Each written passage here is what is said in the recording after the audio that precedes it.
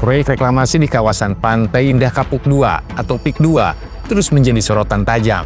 Pemberian status proyek strategis nasional atau PSN kepada proyek ini justru berujung pada polemik yang memicu perlawanan masyarakat. Pagar laut yang dianggap menjadi simbol awal rencana reklamasi dibongkar. Tetapi masyarakat menilai langkah tersebut belum cukup. Tuntutan lebih besar bergema, pencabutan status PSN dan pembatalan proyek PIK II. Kini, kebijakan pemerintah, terutama Presiden Prabowo Subianto, diuji serius. Publik ingin tahu, akan berpihak kepada siapa? Rakyat atau konglomerat? Pada demokrasi atau oligarki?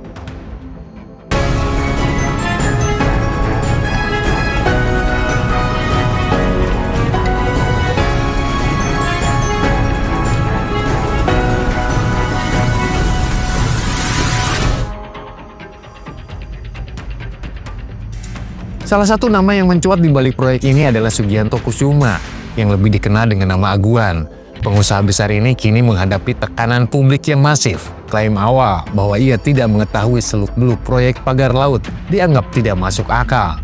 Pembongkaran pagar laut pun memunculkan konsekuensi lebih lanjut. Penyelidikan terhadap dugaan pelanggaran dan konflik kepentingan yang melibatkan tokoh-tokoh kunci.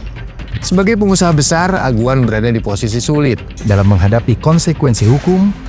Pandangan publik bahwa ia adalah simbol ketidakadilan yang harus dilawan.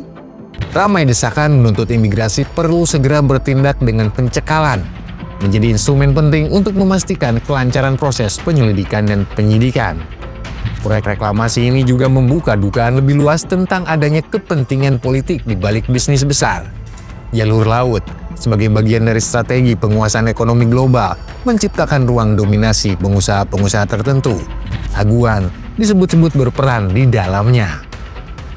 Tak hanya itu, banyak sumber menduga keterlibatan tangan oknum pemerintah dalam membuka peluang investasi besar dari Cina, menimbulkan spekulasi. Apakah kebijakan ini murni demi kepentingan nasional atau ada agenda lainnya? Indonesia kini menghadapi tantangan serius. Dugaan adanya elemen pengkhianatan dan agenda subversif harus ditelusuri dengan cermat. Apakah benar dimulai dari Aguan?